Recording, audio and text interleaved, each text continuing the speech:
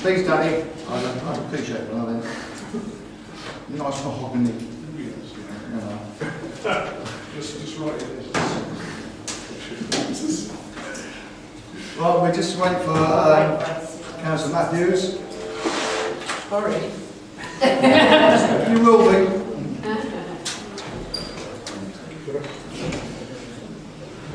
You are there, come on. Take your time. We've got all night.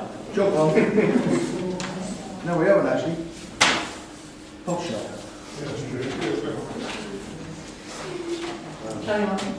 Right, thank you very much for coming to tonight's Corporation Council meeting. And we now will start proceedings. And first on the agenda is apologies for absence. And thank you very much.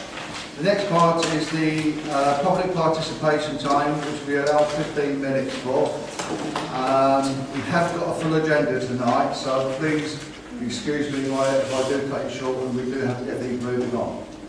So, anyone who'd like to speak? One or two? Right. Roger. Yeah, Huckeridge Avenue. I know you've got that on the plan here tonight. 23. Yeah. Now, for the first time that came round, the planning office didn't notify everybody what was going on. Even the person next door to attach to it didn't notify him. And there's still people this second time round not been notified.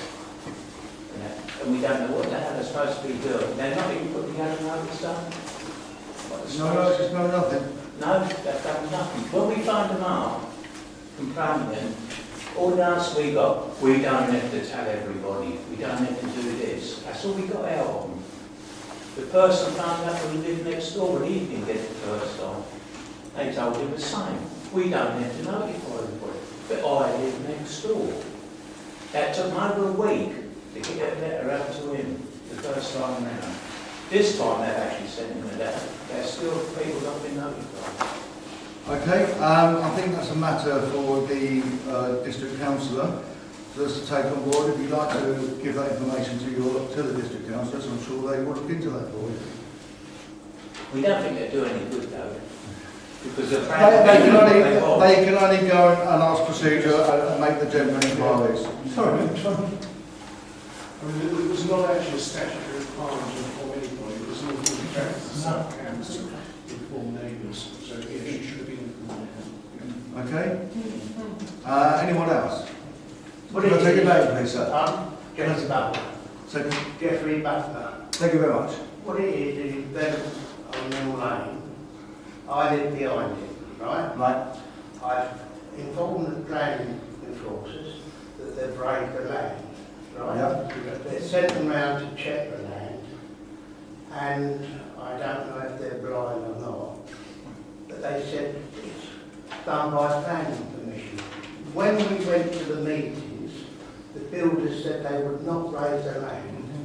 Yeah. Now the land behind me is a foot higher than my back garden, and the level of the buildings are the same level as my bungalow that's never flooded.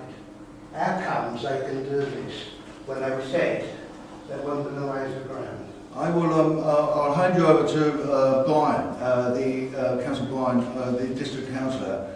He will again take that matter on board, and he will probably be. Brian, Brian, come and have a look. he's been. And He's he been all over it, but it is a I've district got this councillor. letter denying it. Yeah.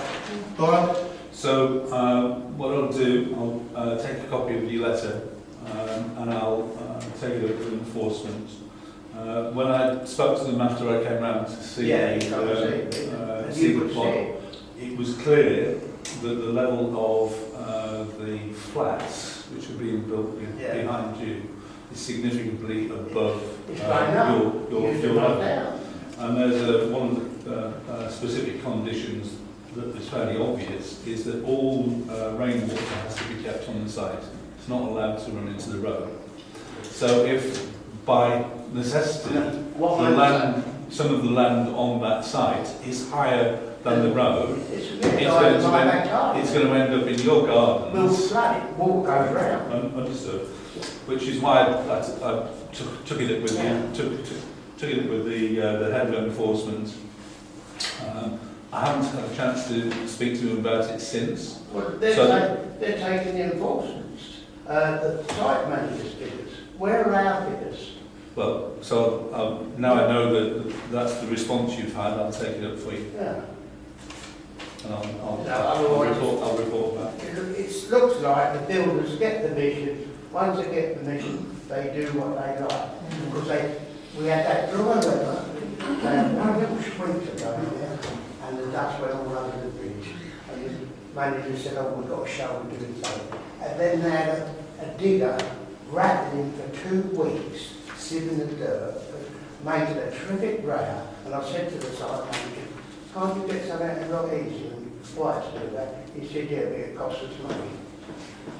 I mean, your comments are fair comments, and Brian's already said, I'm sure, That seems like I'll take David will help as well on this, but it is a district matter, and I thank both Brian and Claire for looking into it and feeding back to you all the necessary information and answers to your questions. Okay, anyone else? Yeah. Can I have your name, please, sir? David Nunn. I'd like to mention again the parking on double yellows in this village, which most people agree is worse than pandemonium sometimes. It really is no law and order. Mill Lane, post office, it's dangerous, really, really dangerous. I saw PCSO a couple of Saturdays ago, studiously walk into Buttons from the police station and then avoid that area completely, walk back to the police station. Now, why can't they just have a look and do some tickets or something? Why can't they put railings up? I mean, there are all yellow lines there and nobody takes any notice whatsoever. I mean, It's a continuous bugbear for the whole parish. It's not, there are other areas as well. We're constantly on at the police about it. One of the things we did look at was in the what they call the local highways infrastructure programme, is to look at putting railings up there. It was decided and that we have new W lines in Church Lane. But why? it was that the vote was it went that way. When the vote is, and being that we're democratic, we have to democracy and all that. We have to go with the vote. I have taken all these issues up with the PCC himself, as well as the old Chief Inspector James Sutherland. The bottom line of it and I'll speak to you as they spoke to me. It's not a priority for them anymore, and it's an ongoing problem. Hold on a second, because Betty's been waiting patiently. I'm asking her because I'm sure it was at that junction that somebody reported on Facebook that her, I think, 7-year-old daughter had a really near miss there. Yes, right. I don't know whether she reported it. I think we've got to encourage people like that to report things because it's only when they've got statistics they will actually do something. I don't know whether they even count near misses. Yes, it's all a question of budgets and funding. Go on. So, on Tuesday, I think, last week, but excuse me if I got the day wrong, they all merge into one. I was at a presentation by Chief Inspector Steve Huckeridge, who presented to both district and county councillors at South County Hall. And I'm going to say that the sense I had of what their priorities were, parking appeared nowhere, frankly. So, at the same time as that, we are having ongoing meetings with the police and about the whole issue of civilian enforcement. In Cambridge City, they've decriminalised parking enforcement and passed it over to effectively a private company to do that. The difficulty with CPEs, civilian parking schemes, is that they have to be self-funded. This means in rural areas such as ours, the amount of money that can be gained by off-street and on-street parking charges, which obviously in Cambridge City are substantial because everywhere you park in Cambridge you get charged a small fortune, and that can go into financing such as a scheme, parking scheme. We don't have that ability in our rural villages. We don't have on-street parking or off-street parking. All the parking here in Sawston is free. The Budgeons car park is the obvious one for the centre of town, the village. And in any case, even if we charge for that, it wouldn't necessarily generate the money we would need to spend on enforcement. So the situation that we have, if we can't have a civilian parking enforcement scheme, and that has to be agreed to by the county in the first place, even if we only did it in a limited area.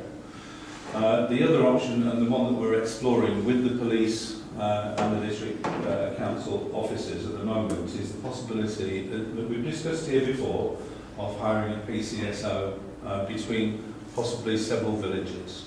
That would cost in the region of £33,000 to £35,000 a year.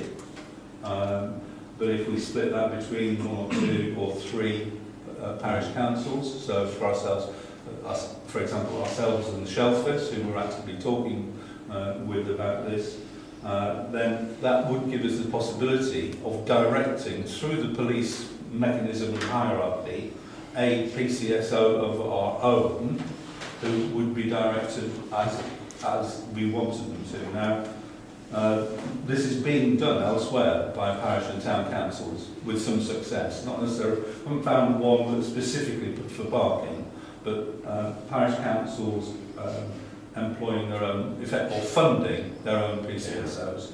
And for me, it's the only solution I've seen to this problem that we've got. And if we could direct a PCSO between several parishes doing this work, I think we'd find the parking problem quelled quite significantly. Yeah. A few £60 fines here and there on a relatively frequent basis, because you wouldn't have much problem at the moment, would I think answer the problem. But we would then have to take our share. So if we split it three ways, for example, clearly that would put up the precept. Okay, Jane. There was a police car in the village at one lunchtime last week. who tried to pull into Mill Lane and couldn't get in Mill Lane because there were 3 vans there. So he did get out and he went in the post office and made them come out and move them. So, but that was just Yeah, but I mean, we all agree this is a problem. And we've also heard that there was a PCSO who went down from the police station to Budgeons and then turned around and went back again.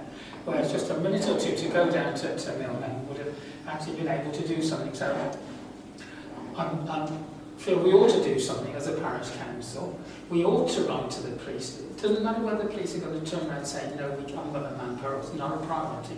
But we've got to represent our residents and we've got to make sure that police are fully aware of the problem. So we ought to write as a minimum to the police and complain about their lack of action on this and how nearly they got to the site and then happened to turn around and walk back again. Beck?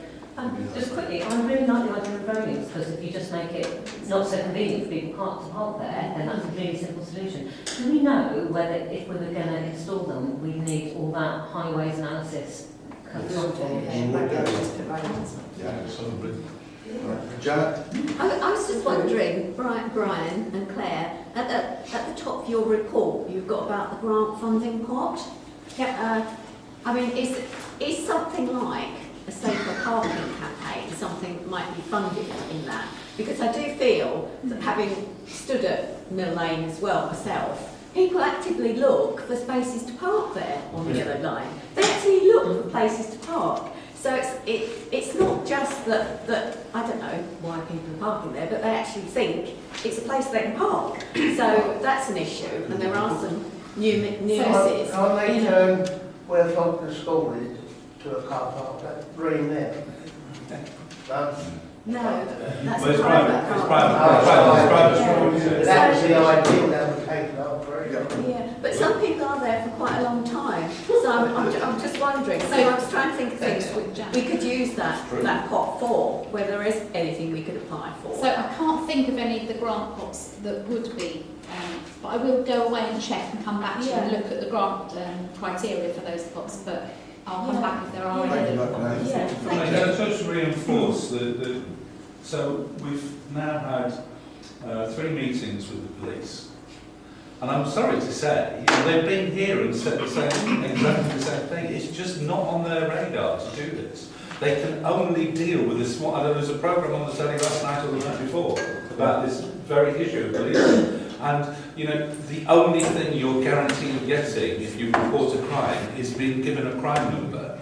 If it doesn't get above the bar, the current threshold, whatever it is on the pay, you won't get anywhere, even if it's a burglary.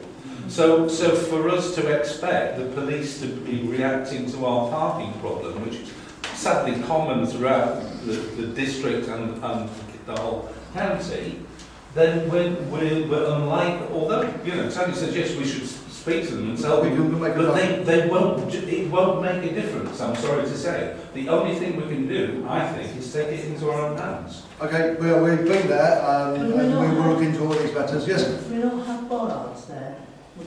It's something we could look at later. We've discussed it. We've discussed. We are on a tight schedule tonight, so as I said at the beginning. Yes, you had your hand up. I did. Yeah, I think it's got worse since the coffee shop opened, because I've been in the coffee shop once opposite, and for a quick cup of coffee, and I saw 2 people parking there while they went in for coffee. Okay. Yeah. Can I just ask the parish council, maybe you, Kevin, as chair, to define what skills you are looking for specifically in possible co-option of members and how they would evidence that?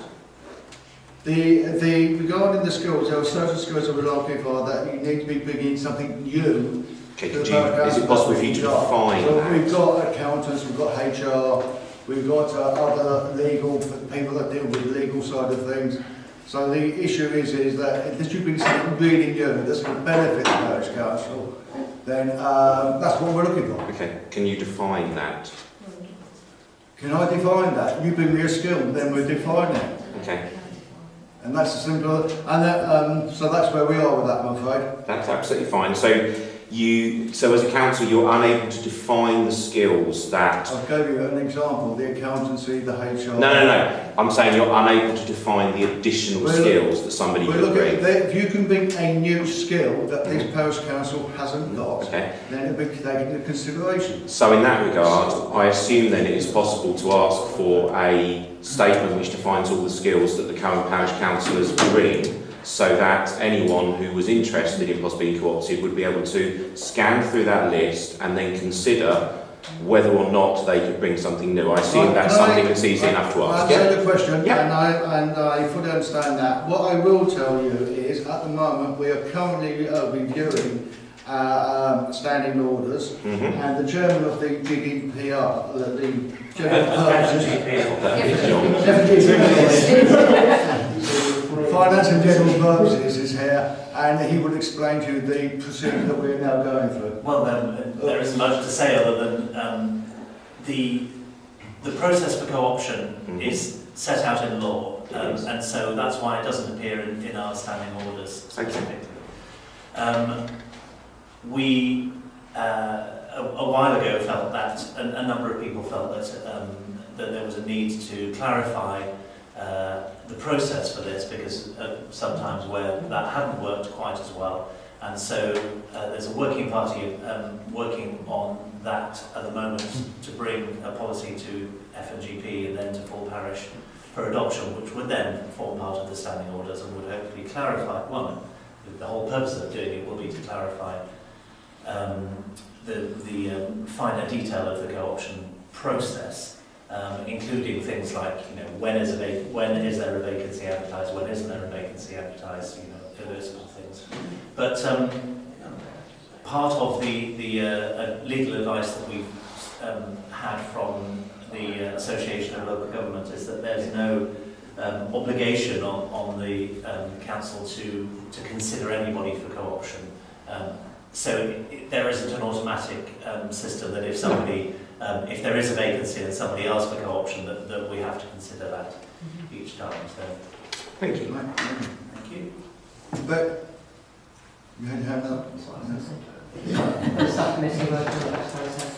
Right, are there any more questions from the public?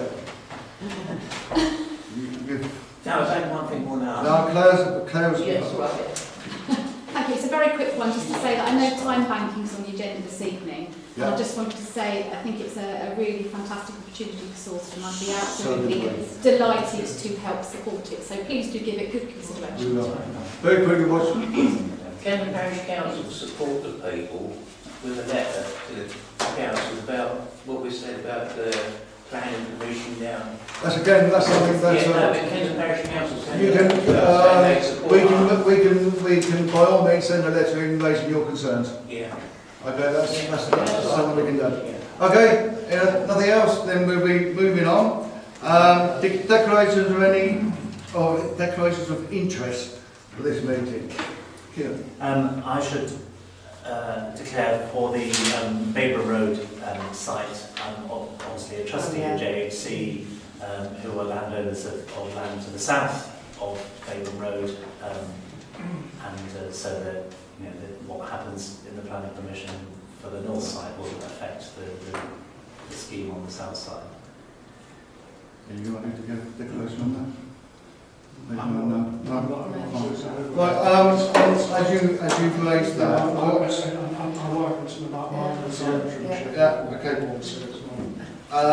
on the planning application S327918FL regarding the site of H1B and 158 residents. If you look to my left there, you'll see that's the paperwork we got. That came this morning. So what I am going to do as chairman is recommend deferral to the next term, with an extension of time, so all members can sit and read this and digest it properly, and then we can have a proper discussion.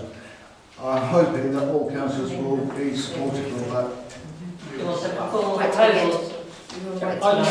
Well, I'm just making it, but when we get to that bit, you will make a proposal for deferral. I'll send defer it to the next planning committee meeting and then invite all parish councillors to... Yes, so just to defer 2 weeks.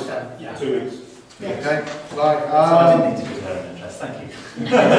Just yet. Well, you still do, because that jacket's gone. It was on the agenda. Right. Confirm the minutes of the Full Parish Council meeting held on the 11th of September.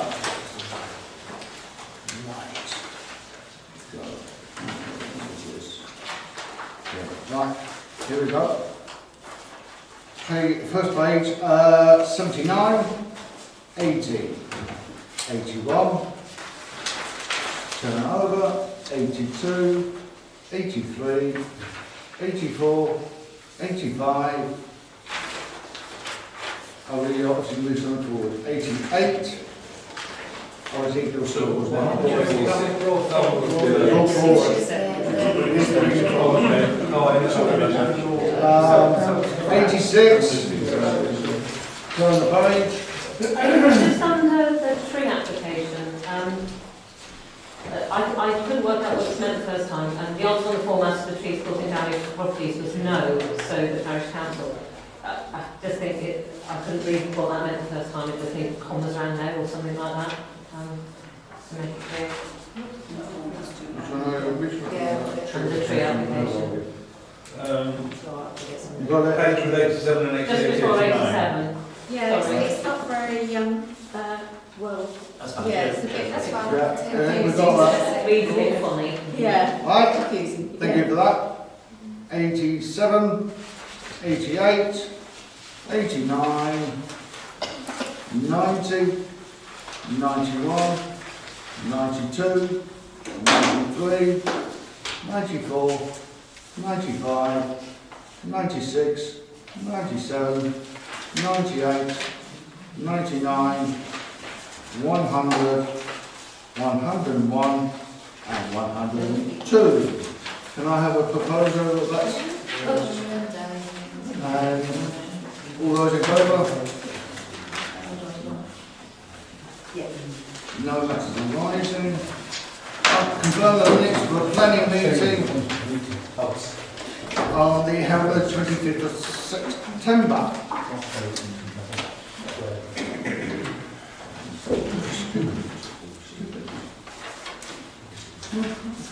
Right, page 1, 2, 3, 4, 12. Yes, just on 12, there seems to be an awful lot of activity going on this week on that. Yes. Is that actually a project? By chance, after years of neglect, this week they've retired a little triangle of land. Right. It's a lovely job. Yeah. Do we know who they are? There's a county council, the big highways people, Stansted. But the thing that triggered my mind was, rather than dig it all up again, if we were to, because the idea was perhaps to have a wildflower plot. But we could consider doing something else, you know, putting in flowers in boxes, for example. They dry out really quickly, they're in pots, they're to be watered very regularly. They do, yes. Well, we water our plants fairly regularly in the high street. With the bowser. 3 times a week. Well, that should be something that planning. Yeah, we discuss that at the next planning. Thank you very much. 5, 6, 7, 8, 9, 10, 11, 13 and 14. Can I have a proposer? Janet? And David? And all those in favour?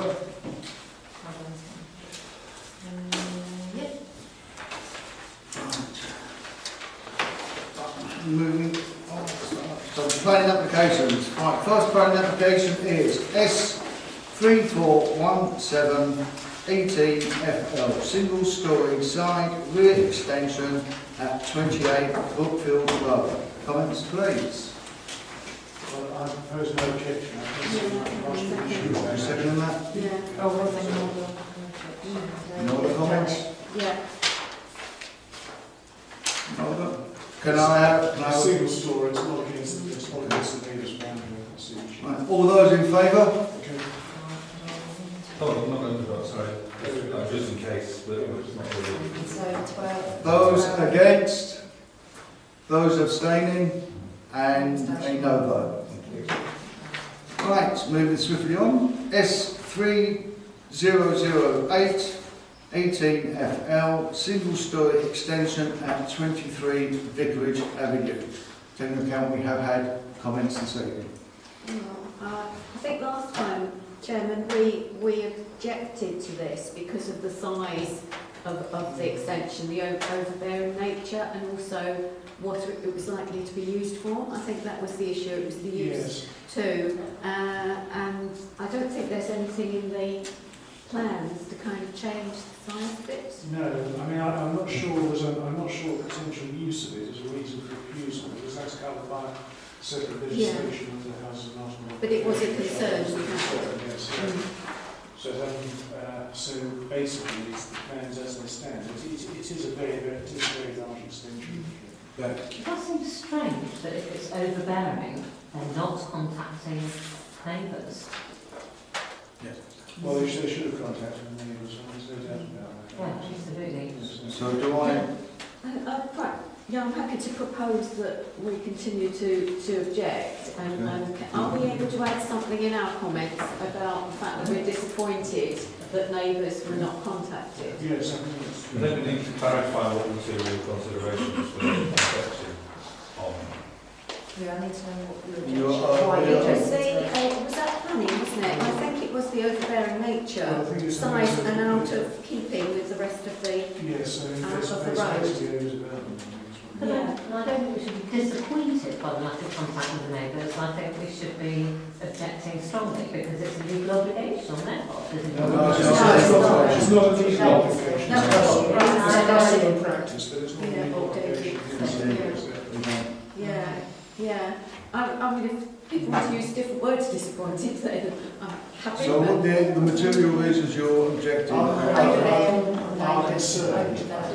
Overbearing development. Yes. Development out of keeping with the rest of the road. Right, and do I have a second? All those in favour of that recommendation? Any against?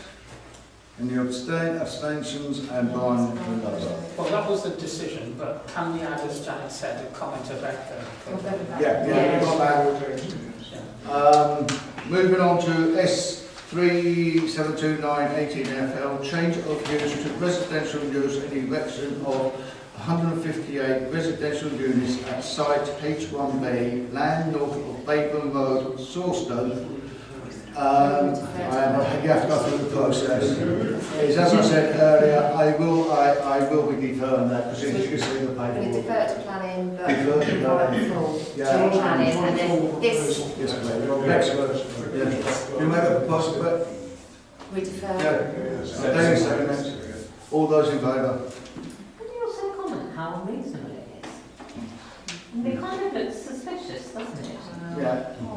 I'm afraid it's They did standard send procedure. Yeah. As Did anybody give short notice? No, as district councillors, we regularly get 250 pages of documents to read with 2 days' notice. Yeah, we get 21 days notice, but obviously it depends when it comes through. As to, and we can, that's why sometimes we have to get an extension of time depending on when we receive it. But these are in the office, so you can't take them away. So you can come in. It's been on the website for a week. If you want to come in and have a look. Okay. Right, the next one we had a reference, it's disabled parking bay at New Road, Sawston. And you all have response Yes. from the Yes, Chairman. I was just going to say that I seem to recollect our original concerns about this were firstly what would happen if it was no longer required as a bay, and the second one was about potential misuse. And I think the email has kind of allayed concerns on both those points. So I was wanting to propose that we agree to it this time. I think the other point we made was that there was, say, looking at the plan, sufficient space on site to create off-road parking. Yeah, but this was a disabled bay, which is slightly, it's a On the different road, concept of it, isn't it? So are you proposing that you now Yeah. support? Do I have a second for that, Tony? Hold on. So can I just check, Kevin, because our original email was about the new road one, but the reply that Joe's copied here is about New Road and Huntington Well, they Road. both came through to the end, so. Right, Yeah, so it's the same issue. It's the I same see. issue, Okay, yeah. that's fine, just Yeah. checking. So we're voting on both, Yeah. removing our objections on both New Road and Huntington So Road. I've had a proposal saying about all those in favour of that recommendation. Yeah. Those against, those abstaining, one, and a no vote. Right, the next part is for information only, S358718 NM, non-material, amendment of planning permission at 3 Fairfields, S297917FL, alterations and extensions to convert 1 masonette to 3 self-contained units at 52 High Street. That's to report. Oh, that's the report. No, no, no. That's the appeal. Sorry, yeah. It's allowed, yes, yeah. Yes. Alright, thank Too you. many people. The appeal was successful, and so planning permission has been. Right. Was that one we supported but No, it's the other way around. Still Okay. above SPA. Yeah. Thank you very much for that, Kevin. S409917 outline land to the east of the 1301 and south of the 505 near Hingston. West. West. West and west of the A1301 north of the A505 near Whittlesford. So this is the Angry Car. The update is that it's the developers have requested an appeal and requested a public inquiry. But interestingly, there's a lot of updated transport reports on the website for anybody who's After you've looked at it. trying to go to sleep. So they've commissioned another consultant, having this is my reading of it, after one of the reasons for rejection was to do with the transport plans. The applicant commissioned a review of the original transport survey with a lot more detail about the whole of the corridor. It's also If very true. you wish to make representations, the appeal will be advised 12 November.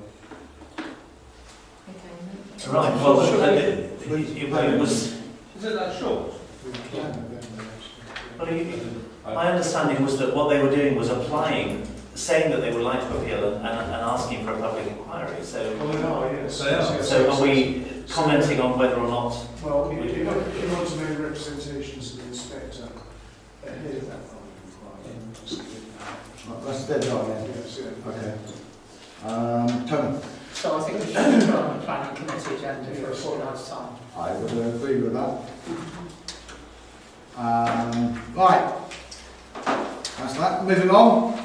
Accounts of the month of September. Any comments? Why would they see sports ground electricity? Why does that have VAT on it 20%, not 20%?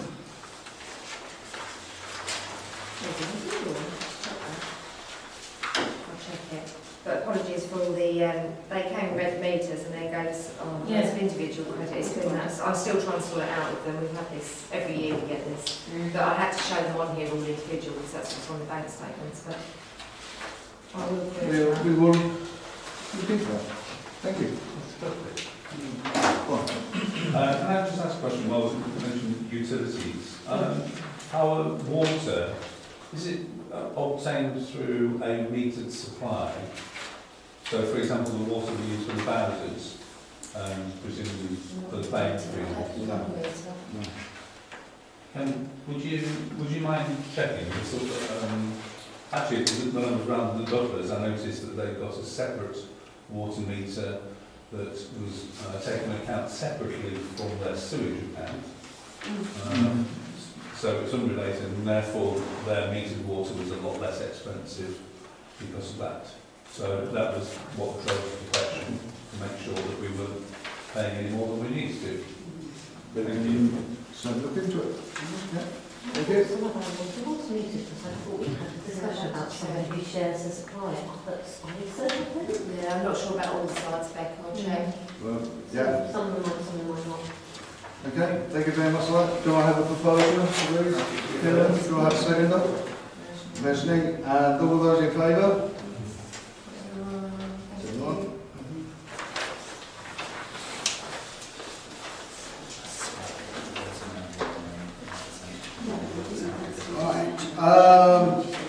Next item. S137 donation request from Cambridge Sawston Rotary Club. Any comments? Is that the usual form? Yeah, 400. Not yet. How much is in the budget? Yeah, we've got enough. How can I propose them? Yeah, happy to say. First and seconded. All those in favour? Yeah. Everybody. So, for the benefit of the public, we should say that this is the fund are asking for £2,000 towards the £400. Sorry, yes, towards it. I read the wrong figure. But it's good just to mention it. Yeah. Those people who are not keeping up. Thank you. Right, an S137 donation request from Ignhill Primary School. Comment, please. So this is money they've asked for towards the CCTV. Oh. Yes, which It's quite a large amount, isn't it? And I'm not sure we can, in our rules, I'm not sure we can do it because we can't give 137 money for money that should be given, for example, by a county. So if it's a safeguarding thing, to make the schools safe, etc., for have CCTV, surely it's something county should be providing.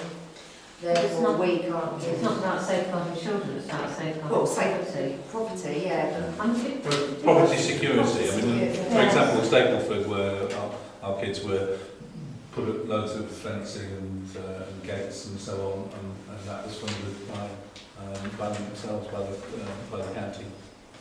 So security is an issue for the county to pay. I'm worried how short of money our schools are.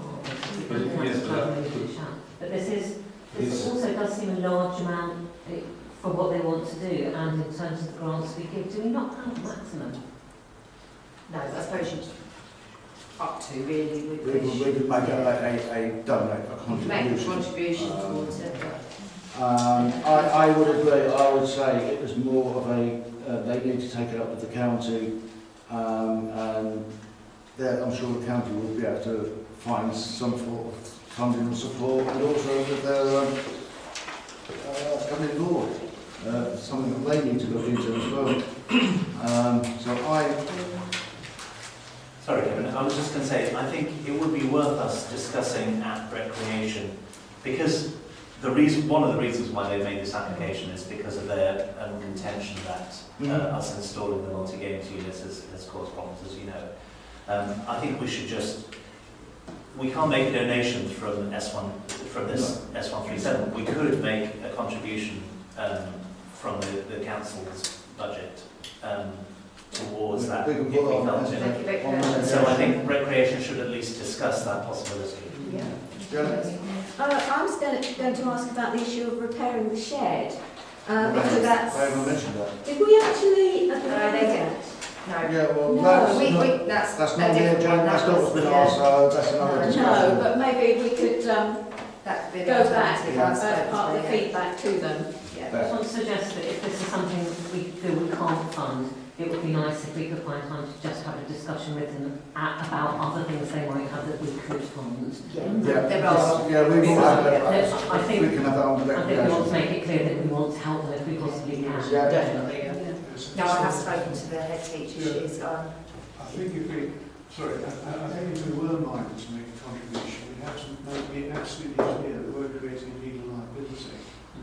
Yeah, we can discuss that. Yeah, again, those matters can be discussed at recreation, so we can make that, we can clarify any legality or any other issue that may raise from that. Right, moving on. S137 donation request from Magpass Air Ambulance. I won't give you a clue what I think. You need to declare it. Good point. Very good point. Propose that we agree this? Yes. You are a second note. Again, just to be clear, they're asking for a grant of £400. Yeah. Sorry, it was last year, it was 3 Yeah, no, I've done that, I was looking for the vote, you Well, wanted no, to no, no, Oh, no, sorry. Right, so all those in favour? Yeah.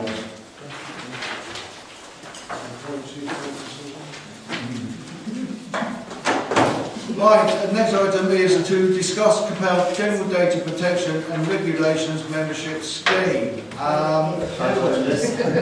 So members may remember that when the GDPR deadline was approaching in May, there was the reading of the legislation was that local councils needed to designate a data protection officer, but that it was very hard for that person to be the clerk because of the conflict of interest. Effectively, the DPO can't be someone in a position of authority.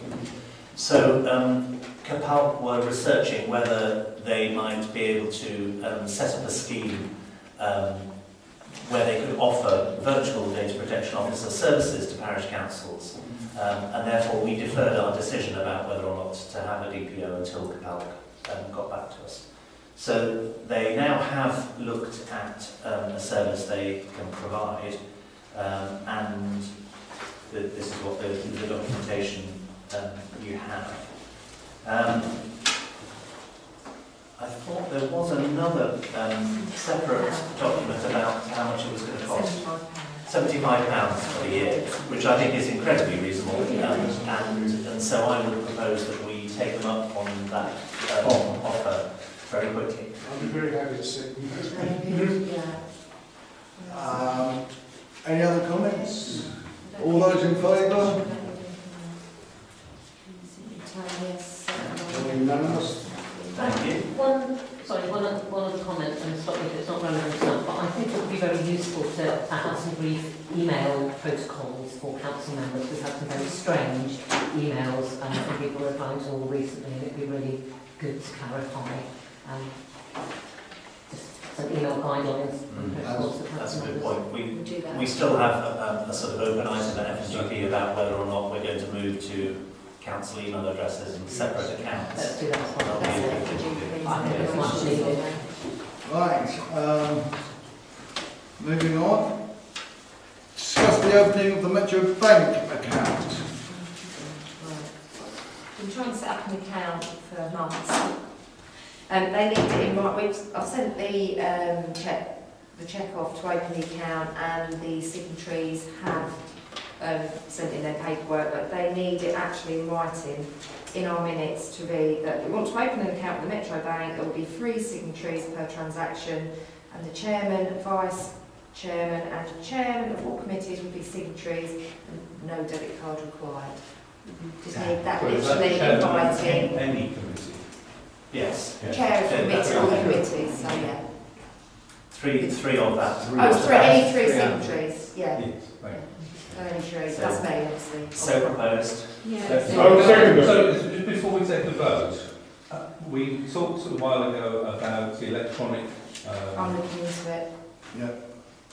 So the question is, at this early stage of opening a new account, are we not going to No, be able to? this is just a savings. This is Right. our main So- account. We're for the reserve money. We're Okay, opening. so the number of transactions is going to be very small. On this will be, yeah. Right, Yeah, okay, sorry, I that's didn't fine. explain that, yeah. Do we need the clerk to be I am sorry, signature as well, yeah, sorry. But do we need the clerk to always be a signatory, not just through random chairs? No, it just says 3 signatories. Any 3, it doesn't three. matter. But I am, it is always me anyway, unless for some reason I wasn't here. I would- Do we need the clerk to be an obligatory one? I would be more comfortable with the leave it clerk as it being is. signed and leaving it as it is. Yeah. I wouldn't want to start going down that road because that starts opening a nasty It can really of is, worms. and I can't- and it's so difficult to change, it's so time consuming, and it is difficult to change accounts, you know, signatories and that on accounts, so you don't want to keep, I think it's best. Okay, so we've had a proposal, we've had a second, all those in favour? Who seconded it? Sorry, everyone, yeah. Right, to discuss Remembrance Day. Okay, well, we would, obviously, at the last meeting, Reverend Alan Partridge came to discuss about having a beacon, and I know it was the meeting before, and Rob did say look into it. It appears tonight that Rob's not getting any of my emails, which is why we've not been in conversation. So, I have spoken to Alan Partridge, he came in to see me with regards to it, and the central government has apparently moved the bell ringing to daytime, so it's now 11:15 AM on the 11th of November, so he said it's pointless having a beacon because it's in the day.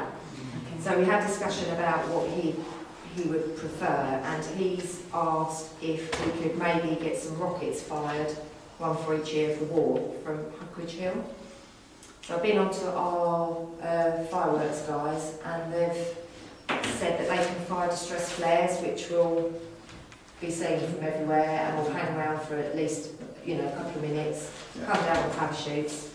And like I said, I've been with Alan about it, and he came in. So there'd be 5 in total, and he would want them fired from 7:30.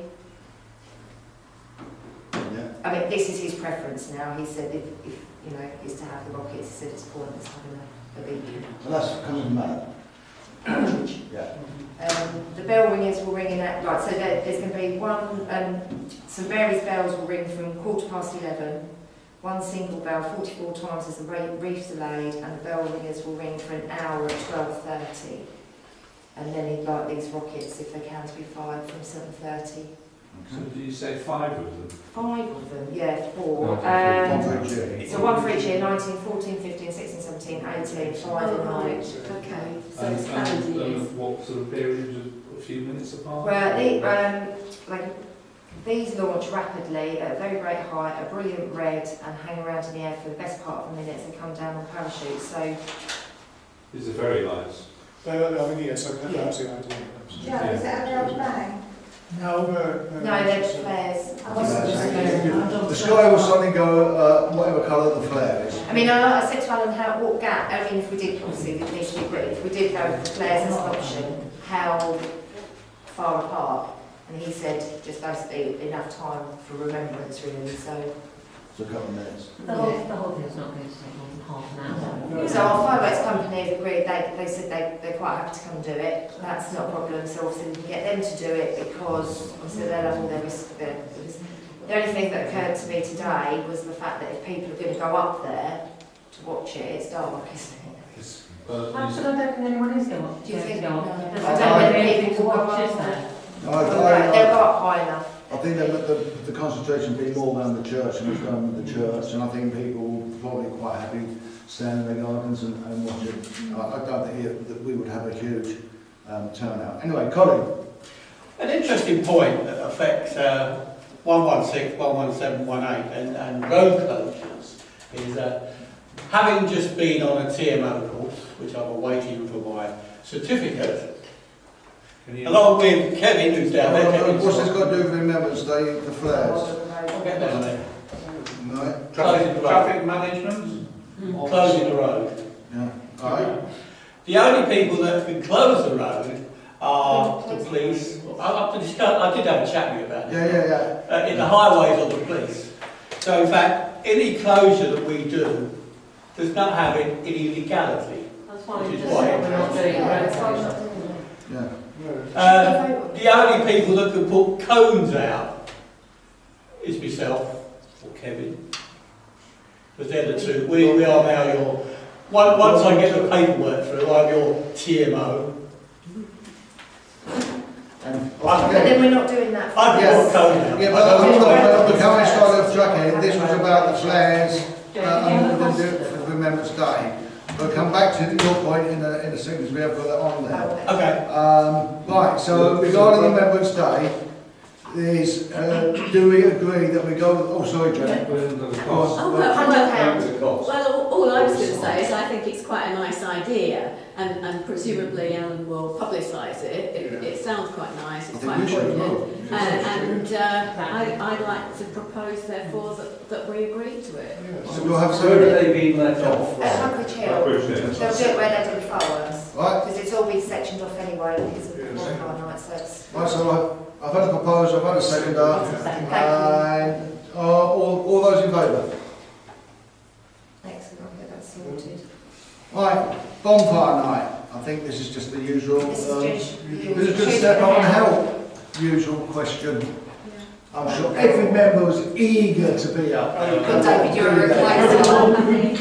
Yes, with bonfire night, in terms of the management of it, I believe now we got an outside agency. We always have an outside I didn't understand that. Can I ask a question? Do they have a TMO? They wouldn't be allowed to talk about that, wouldn't they? Yeah. We get the It was a good question. It was brought up at the meeting to ask. There's a lot of events organisers that actually, as TMOs are something new, they don't have them. Right, they're a professional company, traffic management company. But yeah, but doesn't necessarily mean they have a TMO. Those are brought up at the meeting. Can I suggest, if you want to educate the community, write an article for the Village magazine? Okay, So who's got David, Janet, Kevin, Kieran, Joan? I've got John. I'm trying, but yeah, that'd be great. Thank you, Neil. I'm going to be there. Brian will be there, Claire will be there, I know they'll be there. Okay, I'll let you know what else I do. March days, look at this, everyone dying to get involved. I'll email you. It's a fantastic night, take it from me. Especially getting the judges for the... Especially when you trip over it. Right, moving on. Discuss event review for Orchard Park along. Sorry, no, Oh, sorry, Sawston Fun Run. This I emailed you all, this was, you've been emailed all the road closure, etc. They need it in writing from us to say that we're happy with it next year, so it's just for you to agree. That wasn't me, but they've obviously sent it on this one, it's okay. So we all... Again, once again, they need a TMO to attend. Oh God. I know, I'm sorry, you said that. Absolutely right. I'm not going off the topic, because you're right. And I would have thought, knowing Tony Collins, I know Tony Collins, he'd been right on it. As I say, there's only yourself and Kevin. Sorry, but what we actually, can we get to what we're actually discussing so we don't have to discuss? We are getting there. Yeah. The fun road closure. So basically, do you all agree, are you happy with road closure now that I've emailed you? Because that's a bit That's a perfectly legitimate question in what he's asking, if they got a TMO, which is... Right, all those in favour? So that's that we all agree with it, excellent. Right, coming on to one I jumped at. Discuss the event review of Orchard Park allotment. Well, this is just literally just a couple of paperwork. The rent review is currently £550, and then from April next year it's going up to 600. Is this gone up £50 for us? This is what we pay for the allotments. You lease We lease the land. the land from JHC, which wasn't clear. Right, so... And I should have... Yeah, we don't pay for it. Should have made an address at the beginning. I just did. Can Quietly, sorry. I declare an interest as a trustee of JHC. I have a proposal we accept? Thank you, Dave. Seconded, David. All those in favour? Just so it comes to me with the Everybody? Did you vote on the part? Yes? Yeah. Right. Good point. All right. One of the... to discuss the funding of Sawston time banking. One of the things that came up when we discussed it last time, we didn't actually mention the fact of the funding of it, and that with regard to the time banking, the Parish Council would be expected to make a contribution. For those who are not aware, they reckon that it's about 12k to get for time banking up and running, and they were asking for a 50% At least donation. 50%. They'll match fund it, it must be sustainable for 2 years. Sorry, is this just in Sawston? Yeah. And this is to employ. Sorry, this is to employ somebody to do work. A coordinator. The thing is about it is it may sound extravagant, but you can get grants and you can support it. And one of the things is the county council is really keen on their Innovate and Cultivate fund to support time banking. So the likelihood is we will get support from that anyway.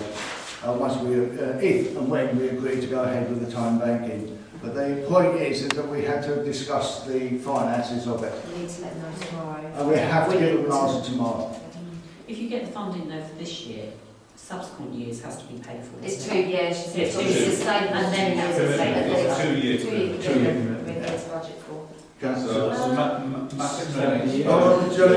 is 6,000 a year, isn't it? Yes, it's Because just, they're all yeah. match funds. You've got to at least So- commit to 6,000, that's if you get the funding. Well, it's if we get the scheme. Yeah, two things really. You might be able to enlighten me, Kevin or Claire, because I know she's keen on it.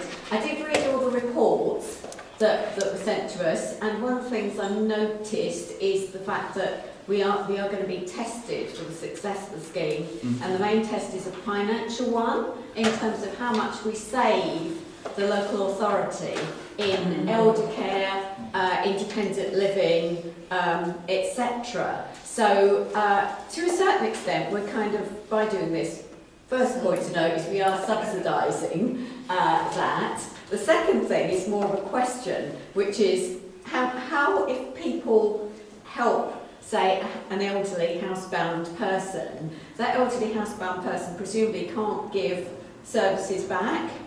So how does that work? How is it credited, or what actually happens? Well, so the whole point is that there is a bank. Can we explain all this at the end? Because you've got a question. It's a specific question. I mean, do explain this one first, and then I'll Yeah, because I think it's quite important, because what we're going to be asking is for volunteers from within the Sawston community to do things like that, go into people's homes, help them with their shopping, read to them, sit with them for a bit, do a bit of gardening for them. How do those credits get credited if the person that they're helping can't actually give any service back? Because it's not a two-way exchange. No. It's the time bank is that by doing that you put an hour or two in the time bank, which you can avail yourself of anybody else's services that they're offering, and so it's a debit and credit. Right, so okay. it could be that you provide some social interaction with an old person for, like me, for a couple of hours. I'm very good at that. And then what you want back is some computer repair time that somebody else has put in. So it can be totally unrelated, which is why the schemes are so successful. Oh yeah. Is that it's not a direct, one-to-one trade. But in the end, it can't possibly kind of balance, can it? Yeah, it does. Well, it could do, but actually what tends to happen is people contribute more than they take out. That maybe answers my so question. generally the bank is in credit. Okay, thank you. Thanks, Mark. I think it's what's been around for decades as a local exchange trading scheme, and I think Janet has pinpointed exactly what the problem with it is, which is that you get a few people who take debits out of the system and don't necessarily have the wherewithal to put stuff back in or have debits. And although it is an exchange of skills, so you don't exchange with the person who debits, you've still got to have something to put back into the system. So if you're entirely dependent, you're not going to be able to do that and should in fact be getting government funding or local authority funding for your care. This is not going to solve a massive deficit in government funding for that kind of thing that's been built up. I'm hugely worried because what's going to make or break this is whether there's community take-up of it, and I don't think we've seen any evidence that anyone's done any research into whether that's going to be the case. The local exchange trading schemes that were around when I was on the committee dealing with this kind of thing in Cambridge 25 years ago were all volunteer run. But I just think we're getting a very sort of blue skies, rose-tinged view of this, and as Janet says, it's just a way of offloading more costs onto the community, and I'm very worried that we're being asked to give upfront parish council funding towards that to something that has no proven merit, and well, it hasn't some proven merit. I was going to say, and we've got case studies here in the county, and not just, but Camborne has been particularly successful. I was going to say Somerset. They were the ones that have probably been running the longest now. They've probably been running 3 years now. Yeah, they must be doing well because their coordinator is working 15 hours a week. Right. So she's obviously busy. So there are examples locally where this has worked, which is one of the reasons that Claire and I and others here are keen on giving it a go. I mean, we're at the size where it can be successful. It tends to be larger villages, small towns where this stuff works. Certainly, as said, I think the interesting thing with Camborne for me, in talking to Shabona, who's a fellow district councillor who's been very active in it, is that as a new town, which is effectively what Camborne is, the number of opportunities for people to mix and socialise has been relatively limited, and one of the things that this town banking has delivered for them is some extra social cohesion in the is it a village or town? Whatever you want to call it. What's the village at the moment? Settlement. So there have been some good examples. What Brian was saying there, it will enhance the social interaction within Sawston. And that is one of the objectives of Panda. And I think it is stepping in the right direction. I think it may be one of the objectives, but that doesn't guarantee that it's going to happen. But it's also if it's a big idea that's coming from, is it the county council? Yeah. And they think it's going to save lots of money. Why aren't they paying for it? Why are they asking us? Because as I said, what they will do is you'll apply for the Innovate and Cultivate Fund. If you've got a time banking project up and running, and you can prove the 2-year business programme which has been mentioned, the likelihood is very strongly that the county council will support you. So although you're saying it's that we're putting the money up front, which we are, but we would be getting some of that support from the county. Think about it. Will they fund for the 2 years though? Because it would be both years. Yeah. So my take on this is I think it's personally, I think it's a fantastic scheme. There were so many benefits from it that you can gain. Social, Brian really rightly mentioned the social cohesion. There's also isolation there, it will help. It helps with mental health issues. There's a lot of other things that are going on. There's the other one is Shabona's husband. He started up a science school, and the children have really taken to that. There's great examples in Sutton. If you check up on Sawston, what they've done, what Shabona and others have done in Camborne is fantastic. She does cookery classes that helps people. People who can't even cook, language courses that she takes on. There was one example, Kevin, of a lawyer. Yes. Who was offering time banking. All sorts of people offering all sorts of things. Yes, I know it's not different, particularly from the thing that you've been mentioned. And the bottom line of it is, yes, it is out there to save money for the local authorities. And if it does, hopefully then that money can be better spent on supporting other schemes. Robert?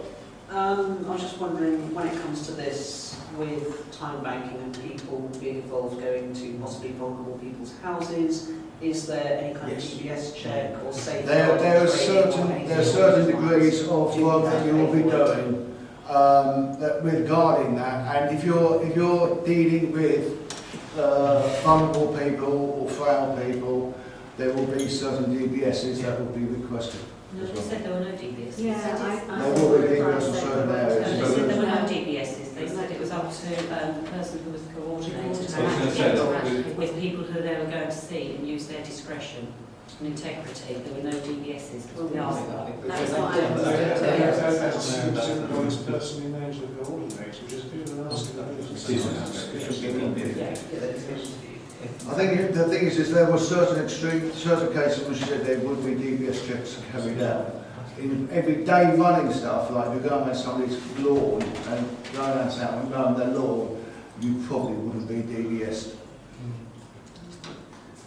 I know. Tony?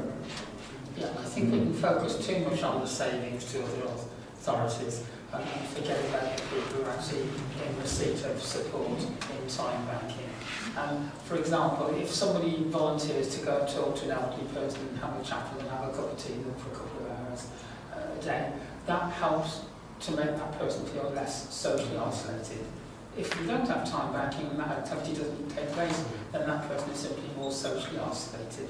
So I think there are all sorts of positive benefits that maybe are not easily quantifiable in financial terms in relation to any authority, but just helping community well-being and bringing the community together. One of the big, coming back to that point, one of the big things that did a huge success in Somerset was car sharing.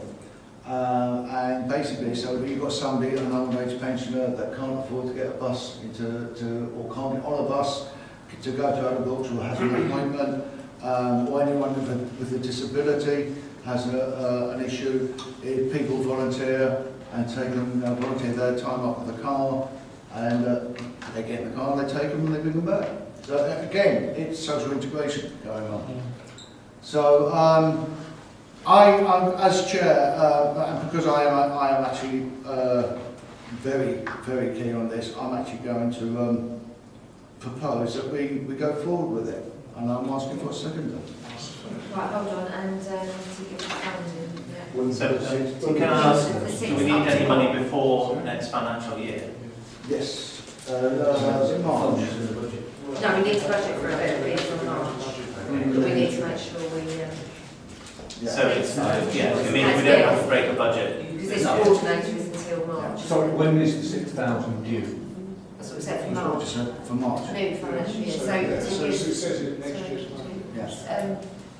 So a second right, go forward with it and up to spend 6,000 up to over the 2 year, no, so each Per year, per year, but commit for 2 years. Yeah. Commit 2 years. Kevin, After sorry, the 2 second years, year. where does the funding come from? So then? After the 2 years, do we have to then fund it ourselves? It should become pretty much self-funding. So, sorry, Not necessarily.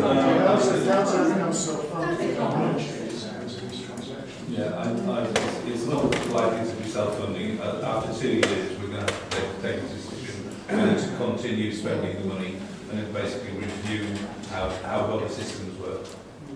Yeah. Okay. So could we just clarify who's paying what? So you're student, I think we pay 6,000. Is that the 6,000 that we think we can get back from the county council grant, or is it that the whole cost is 12,000? So we're basically committing to pay 12,000, but thinking that we'll be able to get half of that back. They'll only fund it if we commit to half of it, 50%. So we committed to on the 6,000 understanding that they'll pay the other 6,000 per year for 2 years, and then they'll fund the other. But I think Kevin's saying that there may be other funds, yes, so in addition to the yeah. 50% that they're going to fund, which we know is guaranteed, there may be other funds, so that we reduce our expenditure to less than 6,000 a year. Would it be possible for us, as if this is going to be an asset of community value, which is helping people in Sawston, is it possible for us to raise funds ourselves?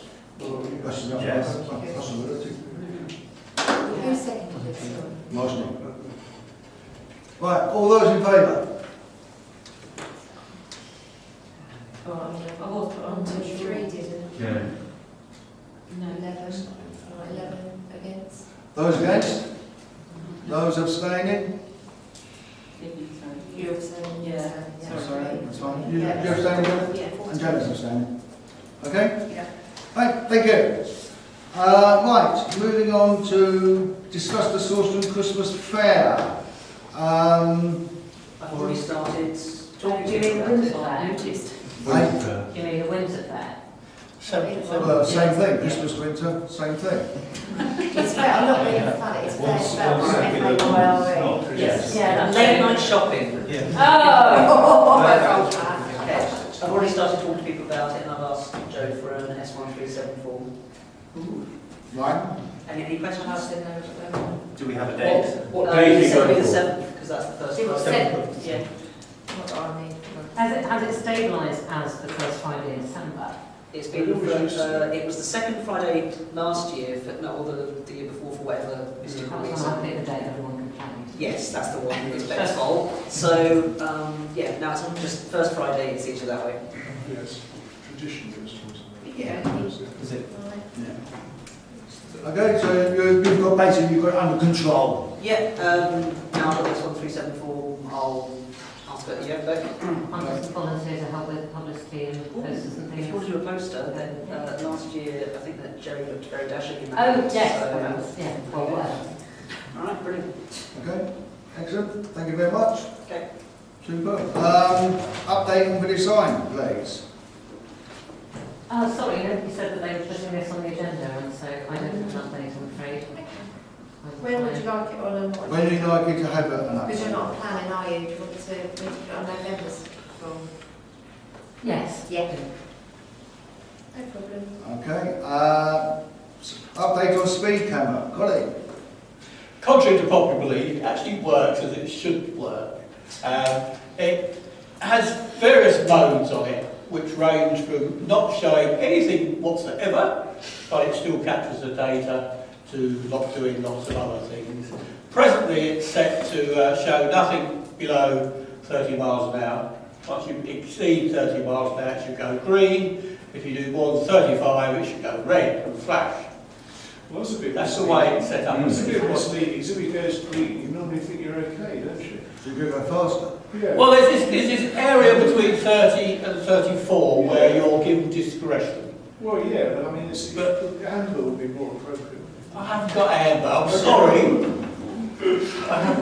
To give you a little idea, up to date, up to the 4th of last week, 140,000 cars have been registered on that device. Just 1,600, or 1%, actually exceeded the speed limit, and they were all at night. In the early hours of the morning, probably taxi drivers on the way.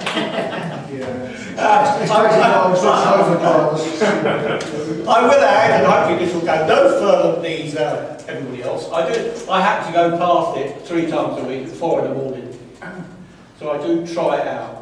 I did that spiritual research. No further, please. The concern that was raised at planning was the fact that what Tony Fell raised, and I thought was actually quite a genuine thing, is it would be good if it showed what speed you was doing if you were doing under 30, because that would then say up in a good boy or good girl. If you start making it show speeds, it reduces its battery life by up to 50%, which means I've got to go out there more times and off. At the moment, as it's set up, it will last time it lasted 30 days before it died. Okay. If you start having it flashing speeds, it will reduce battery But it would life. still only need replacing once every 2 weeks. Yeah, that's right. And I was just going to add that I did notice today when I drove down Newmarket Road in Royston, they have a speed camera there, which actually does flash up your speed if you're going less than 30 miles an hour. And what was even nicer it flashes up a smiley face. I haven't got a smiley face. So I think we want the smiley face, because I think that is really positive to reinforce it. I can't do a smiley face, that's a And a frowny face, if you're I going can't do over any sort of 30. faces, I'm sorry. I think that would be really good, I think it's reinforcing. There is one minor issue which I'm dealing with. It's Swarco that supply the signs. The minor issue is that only my PC at home, which is pretty useless, is what's going outside, and this is the only things that seem to be able to connect to it. They say there shouldn't be any problem with anything else.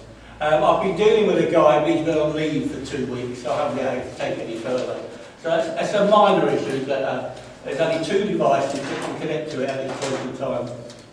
And this is an issue because at the moment we're basically relying on Collins doing it. So the issue over the battery life is pertinent for that as well. If it's only Colin that can do it, we're relying entirely on him. Then he gets crops away for speeding, we're in trouble. Yeah. It does. So just one, in regard to the flashing of the sign, I think actually flashing green when you're 30 or under, maybe now to 25 miles an hour, which was a reasonable cut-off point, and doing it red above is much more of a positive encouragement and dissuader. So I have the cut-off at 30, green at 30, and anything above red. Yeah. The one in Babraham does that. I will add, it does capture data every 15 minutes.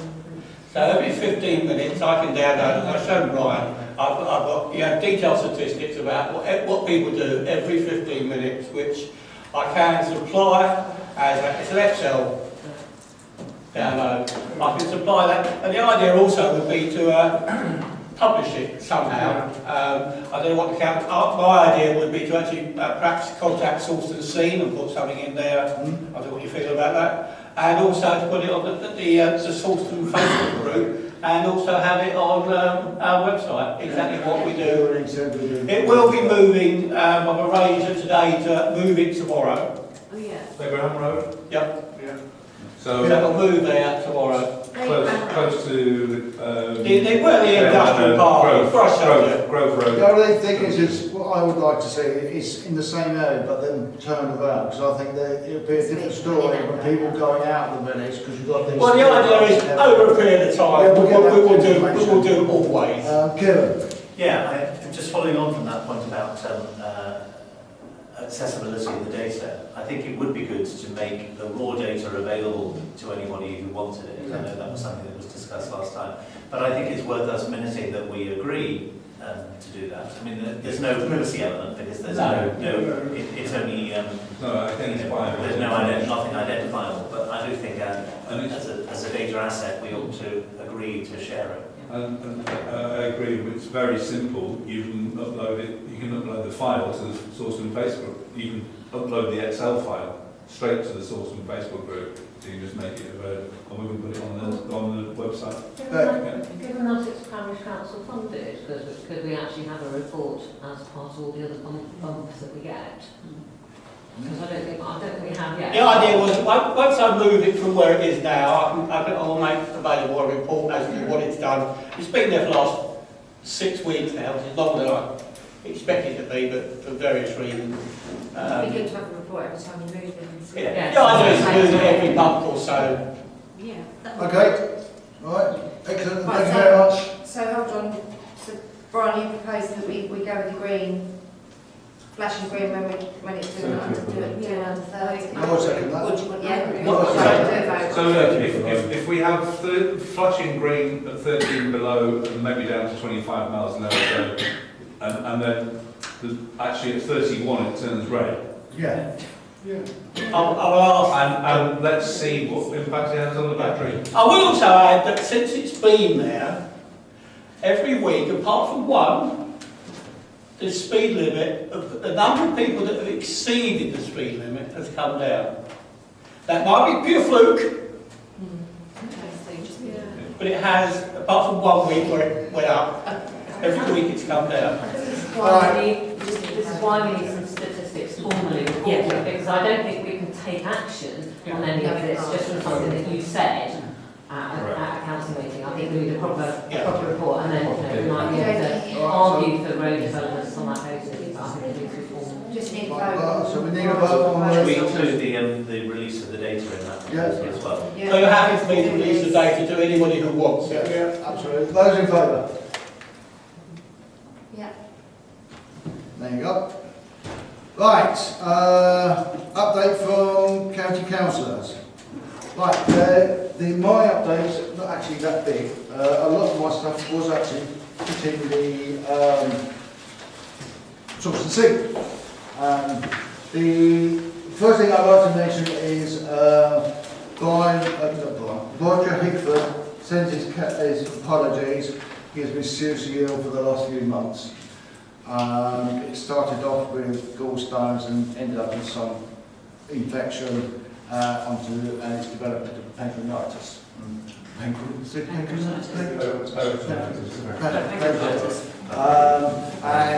So he's in a lot of discomfort and pain at the moment, and we obviously send thoughts with him.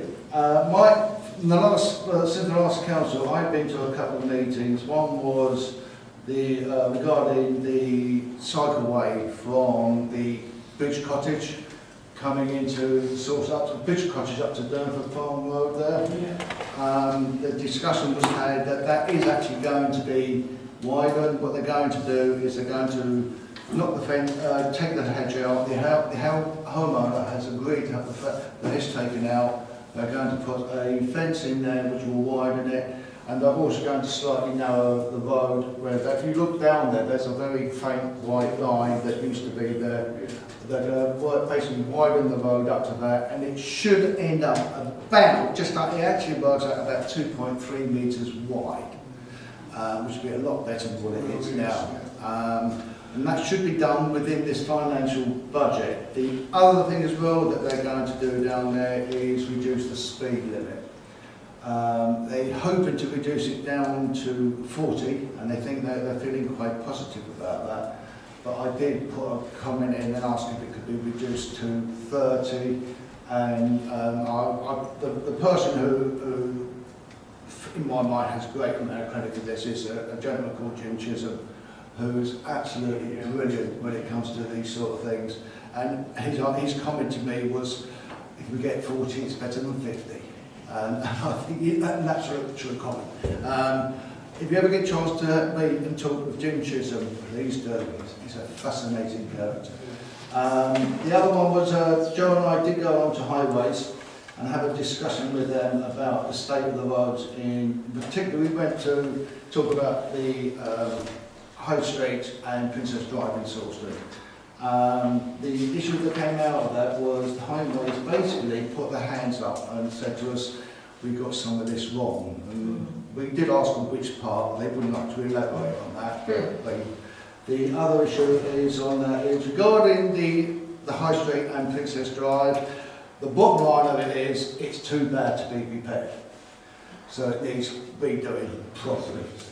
So what they're now doing, they've got this program which, if you think about it, makes sense. They get the really bad roads they leave, and they go and make sure they can repair and seal the good roads, which will create savings and finances then to repair the bad roads.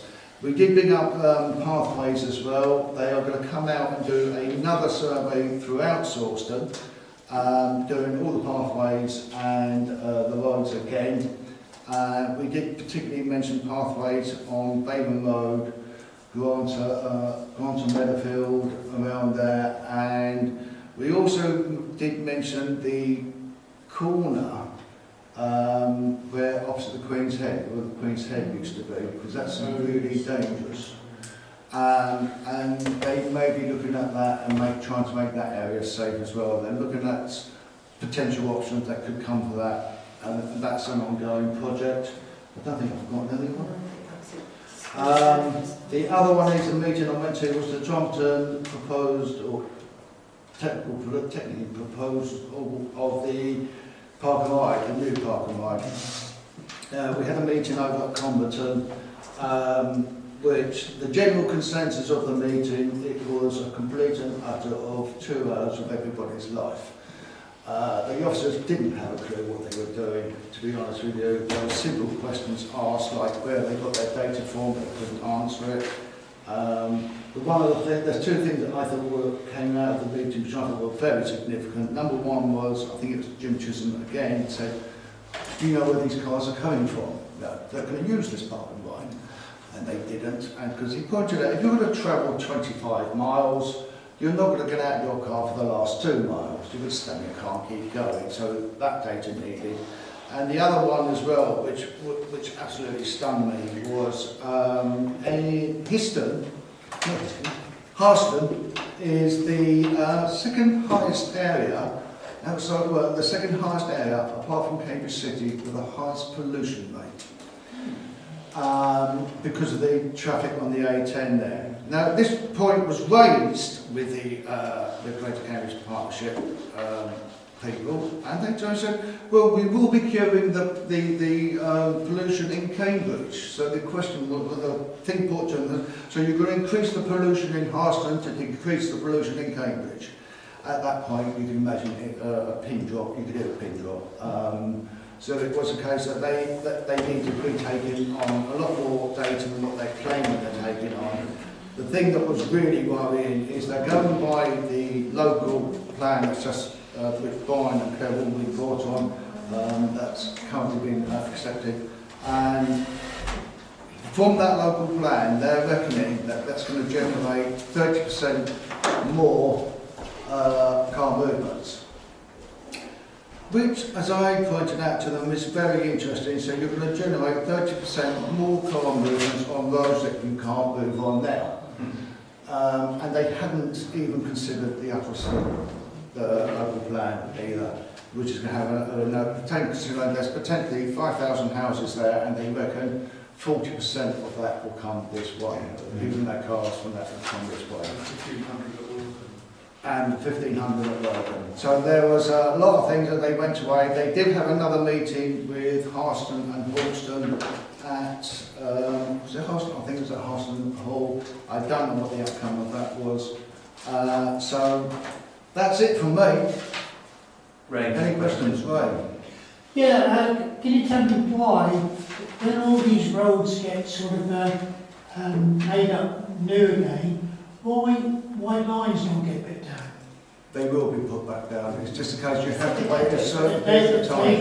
We've been waiting for white lines. You have to wait. The village for ages. What we were told is you have to wait at least 3 months for them to come back and do the white lining. And then it's up to 6 months for settlement of the drains. Between 3 to 6 months, there's this critical point, if you like, critical time where they come and do this, all that sort of work. Because they took the cat's eyes out, there's nothing else to bit around. Yeah. But all those issues we certainly raised with them, but they say they will come out, and they are going to come out and look at our roads again. Any more questions? I've got a question. Yeah, I was pleased you mentioned the issue of pollution, because I think it's quite important for Sawston, as David I think alluded to, you know, with all the increased traffic movements we've got here, and also the report this week about climate change, because climate change isn't just about plastics in the oceans, it's also about the atmosphere in general. And I would like to hope that the County Council and the District Council are thinking about these things. Absolutely. When they're thinking about traffic movement, And the mayor. park and ride, etc. And the mayor. Good. Thank you. Any further questions or comments? Yes, as we've been talking about it, David, you, I, Joe went 2 years ago or more to the Borks with the County Council. Oh, yeah, that's right, yes. A guy, I can't remember who it was, who I think, if I remember at the time, promised that he would do it before the end of the financial year. And the Borks is one of the most dangerous places to walk at night. It's very lean. And it's poorly lit. And it's poorly lit. So if we can add that to the list of repairs that we would like the Was that Peter or was that the other one? It was Peter. Because one of the comments that came out of this, and thank you for bringing that up, Brian, is there was a certain member on the highways team that was going back making promises that basically they couldn't keep. And so they were coming out to the parish council saying, yes, we'll do this, we'll get this done and all the rest of it. And when what happens is if he goes back, makes a report, they come out and assess it. And when they were coming out and assessing it, they were saying no. And he shouldn't have been saying yes in the first place. He should have been far more honest with parish councils and people like it when you go out and do stuff that says you, Brian. It's very embarrassing, so I'm sure Brian would agree. You pass the message on to residents in good faith. We did, and so what they are doing, they're restructuring the whole of the system. They've got people doing 4 or 5 jobs that just isn't working. So what they were ask us for is to be patient again, and they reckon they would have the majority of their positions filled within the next 6 months or so. So, okay. But I will bring up those points again, absolutely. And moving on swiftly to district councillors. So, if Claire's happy, I'll just... I've done the talk in the last one, so it's your turn. So I'll just recap the parish has a report before it. We refer to the H1B site, which is the north of Babraham Road on the exit to Babraham, which is the new site with 158 houses. That stuff is online. The housing density is quite dense. It's partly due to the loss of the further north side on Dales Manor for new housing. But the shortage of houses means that higher density of houses, smaller houses, and actually affordability of housing is slightly better with smaller houses. But you will see, if anybody looks at the map, the amount of garden space for the 2 existing houses there dwarf the new housing by contrast. Are they getting backyards or getting gardens? They are getting small gardens, but small being the indicative. Almost tiny, I think, perhaps. I think it's what used to be known as a drying green. A drying green? Oh, okay. Well, you can get your air dryer out, and that's about it. Don't shout, your husband.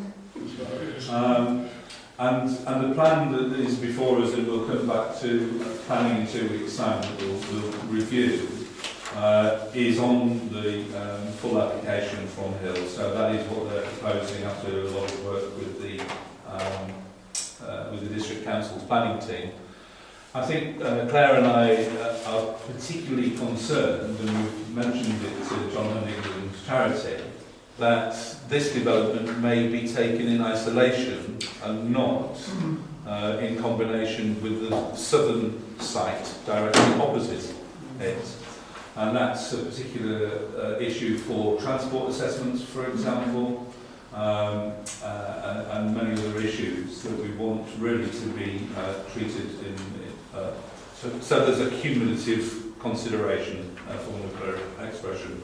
So that's one of the things that's an ongoing argument that's been done because David and I raised those 6 and it's actually leading to the scrutiny meeting that I hammered the local plan about that issue. Yeah. So it's well known. We're working on this. We've been working with this totally. And inspector as well. Yeah, and that was raised with the inspector. Well, you were there actually.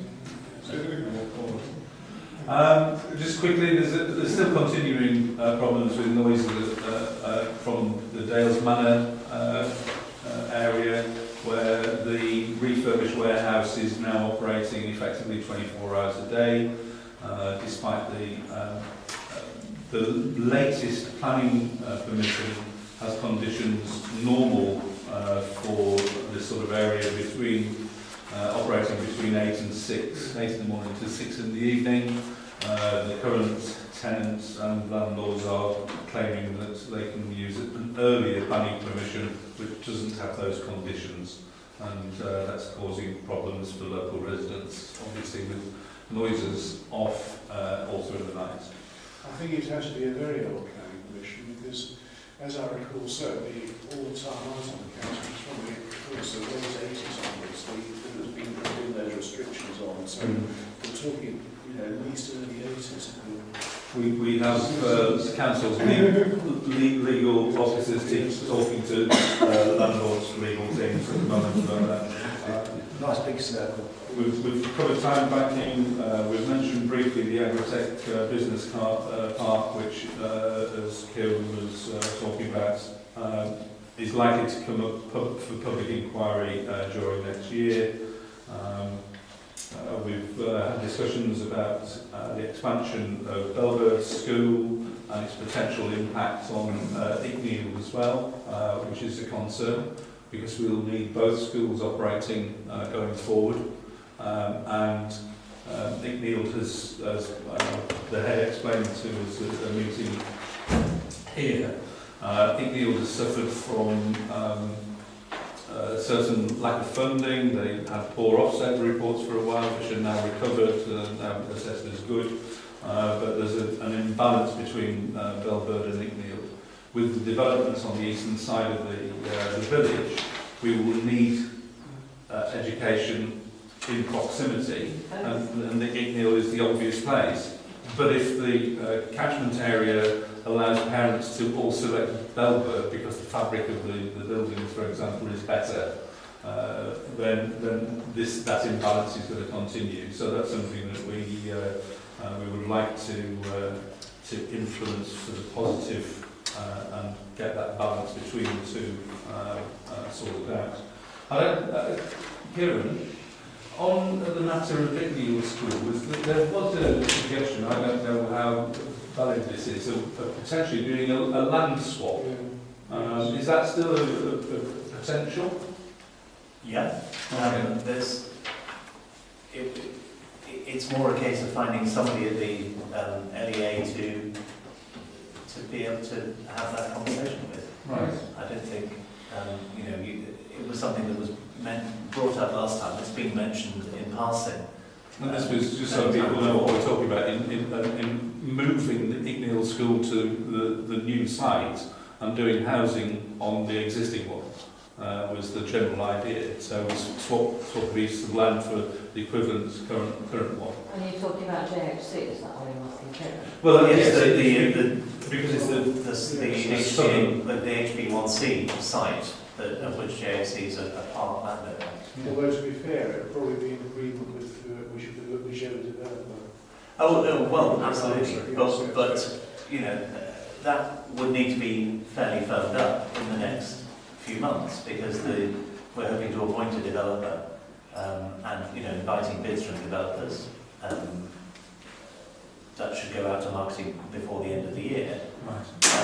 And so if that's going to happen, those discussions need to happen sooner rather than later. The developer will build their plan on a different one. Yeah, can I just say, you need to have quite a lot of consultation with parents at the Icknield before you do that, because the Icknield, of course, takes from this side of Sawston as well, and people do walk to school at the moment. To be fair, neither JHC nor myself, we're not sort of proposing that, or hadn't even explored any of the options about it, but we want to make sure that the county understand that it's a possibility now, because it won't be a possibility in a year's time. I'm not running it out, but I'm just saying that you can't assume that the Icknield is only going to serve the new developments. It actually serves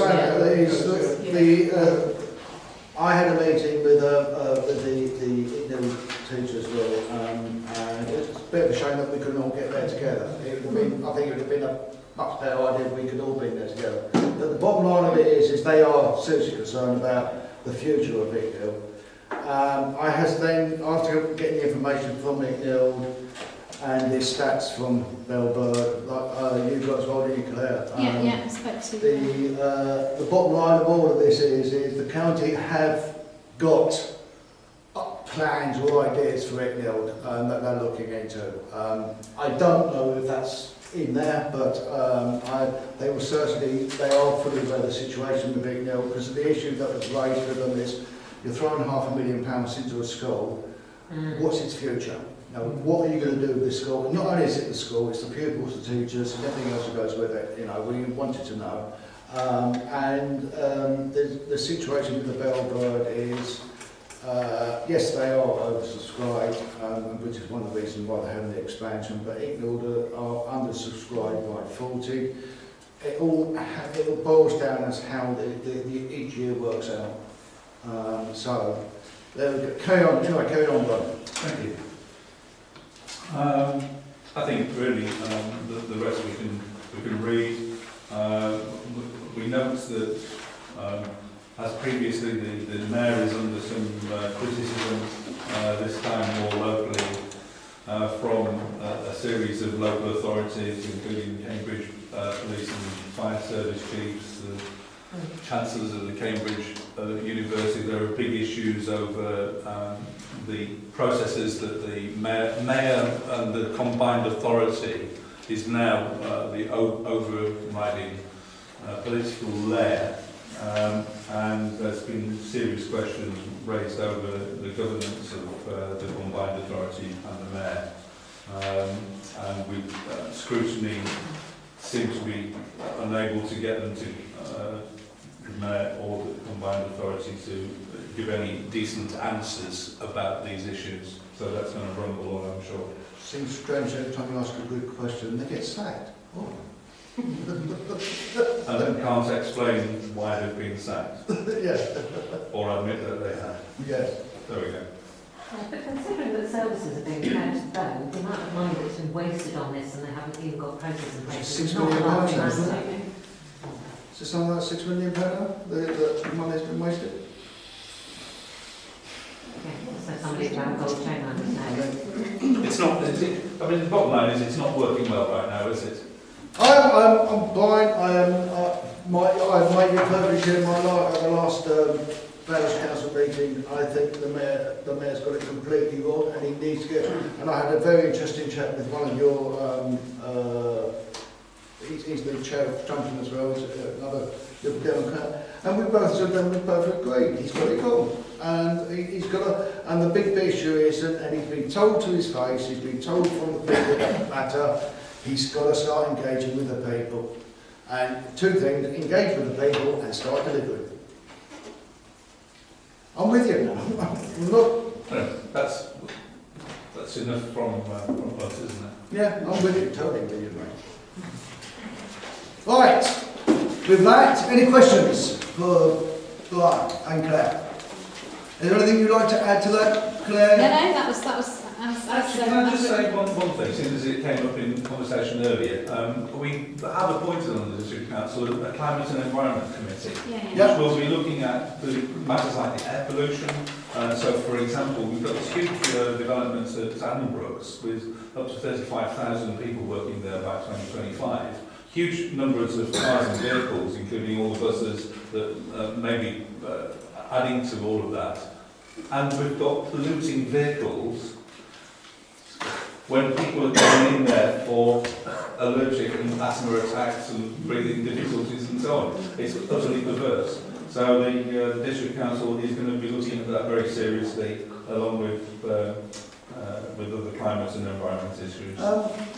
Just one thing that you didn't mention in your report, and I don't mind it if you could give us a quick 60-second breakdown. And I was really interested to hear last night was the Brexit report you've got. Well, we have a Brexit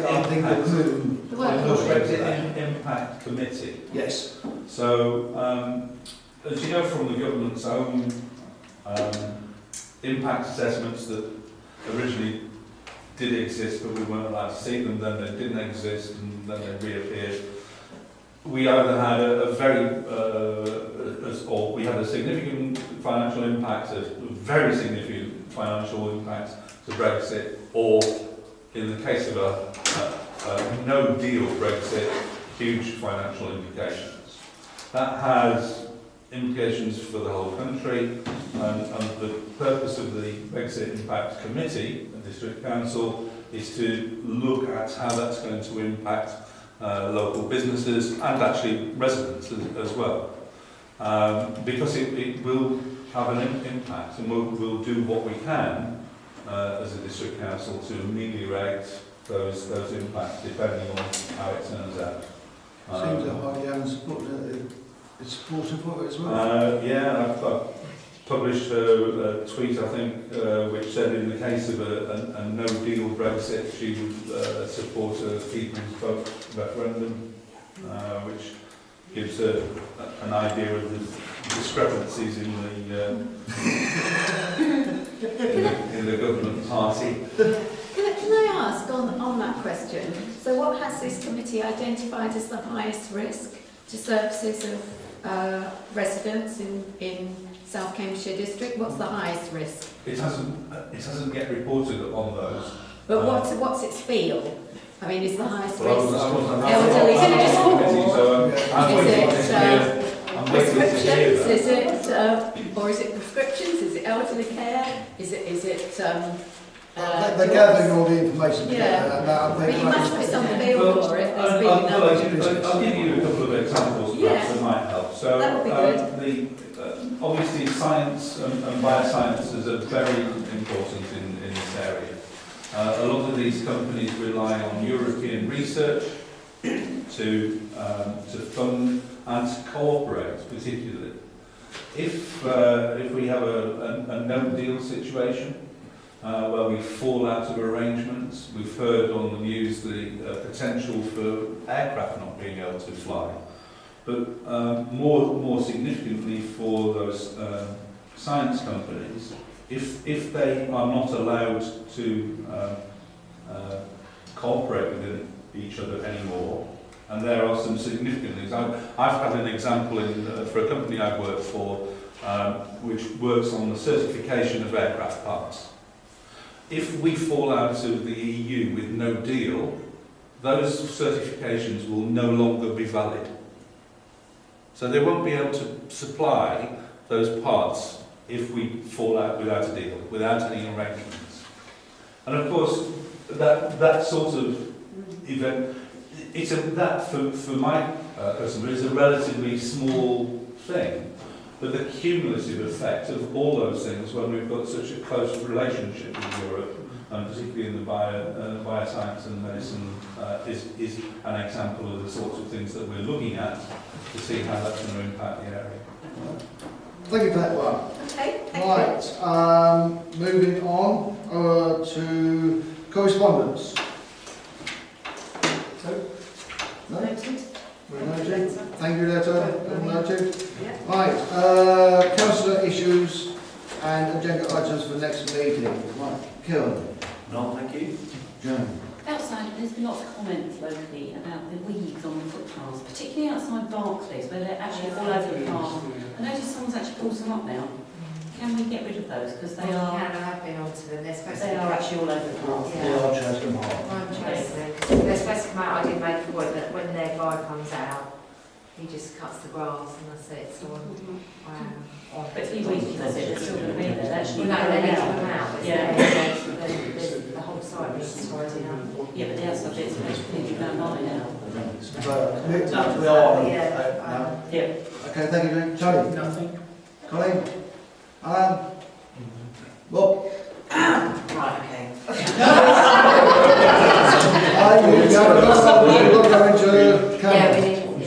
Okay, so basically, first of all, do we know what's going to go there after Vindies? Sorry? Do we know what's going to go there after Vindies? Vindies? Well, they're moving outside in the windows. Well, How do we... I mean, we saw that sign in the windows, but on the other hand, they've just signed a 10-year lease to lease our land. Yeah. So they're clearly not. I was wondering what you went now, obviously. They're clearly not Yeah, going to about stop years, trading. I was wondering if we knew anything more about what It's just going to be a showroom with no actual people there doing work. Yeah, Just a showroom. The bottom line thing is it is staying as the main comparative. I think something like that. Yeah. So they're moving the VW. Yeah, because I was thinking, because we did just negotiate with them before that, so it seems weird that they would just... Yeah, Presumably you're part of their business that somebody at head office has decided Sawston's not big enough for, but they're staying there, is that right? It's not Brilliant. All right. Next thing, Green Road flood. Oh yes, I reported that again this week. It keeps being reported. I reported it twice this week. Okay. Next up, park cars down next on the Hampstead boundary, and then past Prince William Way, just down there. People keep parking and starting to just and getting boundary both sides of the road. So yeah, basically, as soon as we have an opportunity for another traffic audit or whatever, because that's getting ridiculous. The Cambridge area bus user group would like to come and talk to us. That's something that I'd like to put on the agenda. Alright. Skills audit, I thought that actually sounded like a good idea. Would it be possible for us to basically put down what people can do? Well, that's going to be when they discuss the options. Okay, brilliant. Next, website. When do we next have a website meeting? Very good point. Talk to me about it. Alright, and last thing is Greyhound. Does anyone know what's going on with the Greyhound? Yeah, and it's closed and it's now opening again. New owners. Okay. Based on how often the Greyhound closes and opens again, might we be interested in looking at assigning an asset community? It's been done. It's been done. Has it done it? What did that happen? We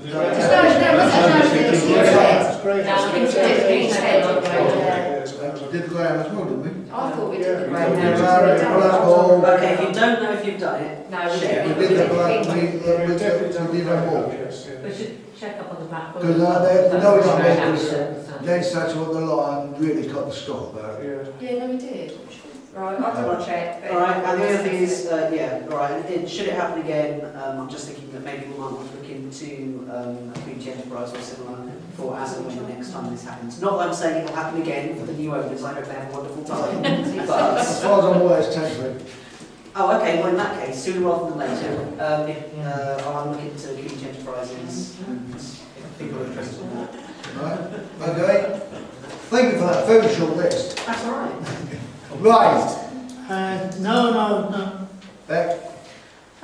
Yeah, can I just bring up something that's actually about the next item that we've had, I don't think we've had any indication of why we've got an item that's going to be confidential, and I think it's very useful if we actually... All staff minutes and that should be done. Could we just have an indication on stuff that goes to councillors of why it's confidential? It's just that in the past we've had things that were confidential when they shouldn't have been. And actually I think we had the odd thing recently that wasn't confidential and should have been. And I just think it's good to be very clear about it. When it comes to certain aspects of staffing, I understand where you're coming from, but this particular item is actually I mean, couldn't it just say on the agenda that it's staff management matters? And then It does say staff minutes. Yeah. It should say minutes of staff management committee, but yeah. Oh, I see. Okay. Thank you. Anything else, Beck? No? Osdick? Yes. Coming back to the Diwali celebrations in the parish on the 4th of November, I've circulated an email to all the councillors. We were finding it difficult to get an appropriate hall. One of the requirements for Diwali celebration is a flame. Unfortunately, St. Mary's Hall was not able to accommodate. This year, we felt we want to start it small, and the Diwali celebration will be celebrated in small. And the venue at my place, it limits the number of people we can invite. We are not inviting the whole parish, but we are in contact, with all of Hindu community in Sawston, and we had identified 30 people already coming. And all the councillors will be invited to the Diwali celebrations. That will give you an opportunity, as far as I'm concerned, of seeing how Diwali is really celebrated. Thank you very much. Thank you. And bear in mind, the House of Parliament also celebrates Diwali. Excellent. I'm looking forward to it. Yes. Would it be fair, if I may, because I'm mindful of what you told me, is the council prepared to set a budget? I don't think we would. That's what I said. The only way you would get that is if you actually put an application of an S137, then we could review it. I'm asking because I'm mindful of what you said to me. Yeah. Yeah, that's why I'm asking. Yeah. So don't worry about it. The way it would be an S137, obviously you would have to declare and then you can do it. For this year, it's not routine. Yeah. Because there are no more expenditure that It's accept. not doing it to individuals, you can... No, it's a No, I'm puzzled by why this is a parish council matter, and I've been puzzled by the emails that I think Marge is trying to make the point that it's building the community, he's asking the parish council if in what way it can particularly support. And both... Shouldn't that be an agenda item? Well, no, he wanted to bring it up because the window of frame was tight, and it's something that we could discuss as an agenda item at a later date, but it was too short to get on the agenda this time. Well, presumably it's an annual event, so you know it's coming up. It will be an annual event, but it's something that you're starting anew for the village, isn't it? Sorry? You're starting it new for the village. Yes. Yeah. It will be very event. Okay. As I said, we're starting small at the moment, we can't get a whole. Yes, but it sounds like your private event, that's why I'm saying. No, I don't think so. I disagree with you. I disagree with you, it's not a problem. But it hasn't, Never had a it hasn't been properly discussed on an agenda. No, but before the private celebrations, I would not have brought it up to the council. It's an announcement. It's not private. Okay. That's fine. Brian. No. No. Really? No.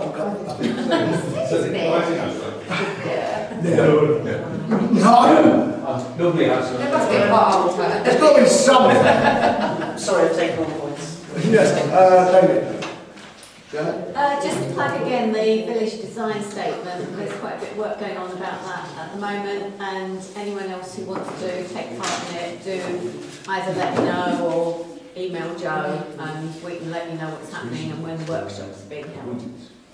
Okay, I have nothing to say, so on that, we will close this part of the section of the meeting and move on to item 128.